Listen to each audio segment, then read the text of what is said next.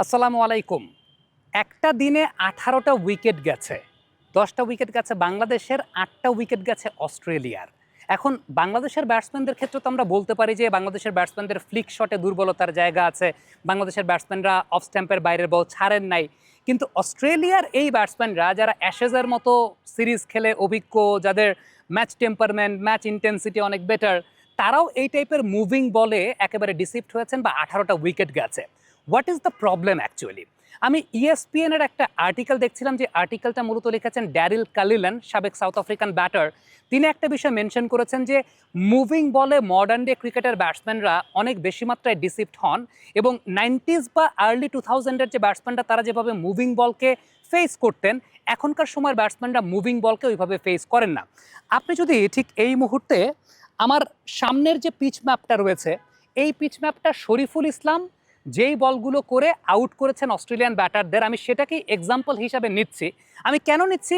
বাংলাদেশের ব্যাটসম্যানদেরটা আমি এক্সাম্পল হিসাবে নিচ্ছি না, কারণ বাংলাদেশের ব্যাটসম্যানদের টেকনিক্যাল প্রবলেমের জায়গা আছে, সেটা আমরা সবসময় বলি। বাট অস্ট্রেলিয়ান ব্যাটাররা এরকম সামনের জোনের বল যেগুলো আছে, এই সামনের জোনের বলগুলোতে ডিসিপ্ট হয়েছেন।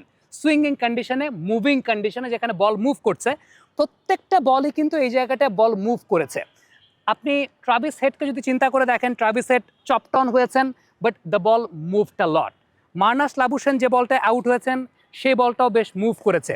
স্টিভেন স্মিথ নিজের জন্য ব্লাইন্ড জোন ক্রিয়েট করেছেন, সেই বলটাও মুভ করেছে। ওয়েবস্টার যে বলটায় আউট হয়েছেন, সেই বলটাও মুভ করেছে। সো মুভিং বলের এগেনস্টে ব্যাটসম্যানদের অপারদর্শিতার জায়গাটা মডার্ন ডে ক্রিকেটে অনেক বেশি মাত্রায় ফুটে ওঠে। ড্যারেল কালিলেন সেই আর্টিকেলটাতে একটা বিষয় উল্লেখ করেছেন যে তিনি সুনীল গাভাস্কারের সঙ্গে একবার ব্রেকফাস্ট টেবিলে বসেছিলেন, এবং ব্রেকফাস্ট টেবিলে গাভাস্কার একটা কথা বলছিলেন যে ট্রিগার মুভমেন্টের ব্যাপারে। গাভাস্কাররা অনেক বেশি ভালো সুইঙ্গিং বল খেলতেন, মুভিং বল খেলতেন। Viv Richards, Gavaskar, Kumar Sangakkara, Sachin Tendulkar, Rahul Dravid moving বল ভালো খেলতেন। গাভাস্কার বলেছেন ট্রিগার মুভমেন্ট তোমরা যত বেশি ছোট পারো তত ছোট ট্রিগার মুভমেন্ট নিবা। কারণটা হচ্ছে প্রত্যেকটা বলে সেম কনসেন্ট্রেশনে বড় ট্রিগার মুভমেন্ট নিয়ে সবসময় একরকম ট্রিগার মুভমেন্ট হবে না। সো ট্রিগারটাকে যত ছোট রাখা যায় তত বেটার। বাট মডার্নদের ব্যাটসম্যানদের যে বিষয়টা দেখা যায়, যে মডার্নডে যেহেতু টি-20 ক্রিকেটটা অনেক বেশি গুরুত্বপূর্ণ, হ্যান্ড আই কোঅর্ডিনেশন, ব্যাট সুইংটা আগে থেকেই ব্যাকলিফটটা হাই রেখে ব্যাট সুইংটাকে প্রমিনেন্ট করাটা খুব ইম্পর্টেন্ট, এবং এক্ষেত্রে বড় ট্রিগার মুভমেন্ট নিতে অভ্যস্ত ব্যাটসম্যানরা। আপনি যদি ট্রাভিস হেডের উইকেট দেখেন, 3টা ইনিংসে তিনি আউট হয়েছেন। 3টা ইনিংসে ট্রাভিস হেড কিন্তু বড় ট্রিগার মুভমেন্ট নিয়ে সরে এসেছেন, নিজের জন্য জায়গা পান নাই, হি ওয়াজ চপড অন। এটা আমরা দেখেছি।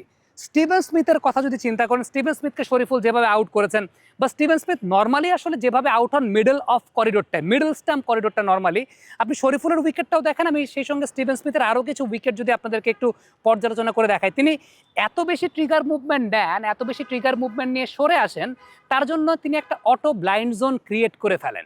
So auto blind zone create করে ফেলাতে এই মুভিং বলগুলোর এগেনস্টে একটা প্রবলেম ক্রিয়েট হয়, যেই দেখা যায় যে ট্রিগার অনেক বেশি বড় থাকার জন্য আলটিমেটলি ব্যাট বডি অ্যাক্রস চলে যাচ্ছে, এবং ব্যাটটা আলটিমেটলি স্ট্রেইট আসছে না, বা ব্যাটটা অনেক বেশি মাত্রা সারাউন্ডিংস অ্যাক্রস শেপে ব্যাট চলে যাচ্ছে।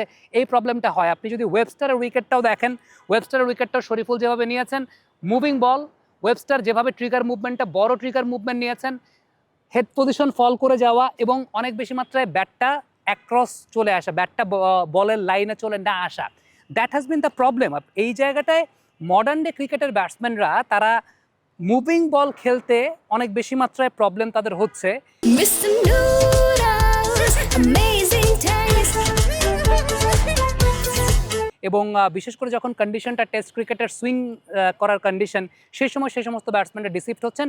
এটার কারণ হিসাবে কালিলান সেই আর্টিকেলটাতে মডার্ন ডে টি-20 ক্রিকেট অনেক বেশি মাত্রায় প্রমিনেন্ট হওয়ার ফলে ব্যাটসম্যানদের যে টেকনিক্যাল পরিবর্তনটা হয়েছে সে ব্যাপার নিয়ে মেনশন করেছেন। এবং তিনি আরেকটা বিষয় মেনশন করেছেন যে টেস্ট ক্রিকেটের শীর্ষ 50 রান সংগ্রহকারী ব্যাটসম্যানদের ম্যাক্সিমামকেই দেখা যাবে, সেটা যদি আপনি ভিভ রিচার্ডস বলেন, ম্যাথু হেডেন বলেন, রাহুল দ্রাবিড় বলেন, সুনীল গাভাস্কার বলেন, এই ব্যাটসম্যানরা তাদের ক্যারিয়ারের একটা লম্বা সময় কাউন্টি ক্রিকেটে পার করেছেন।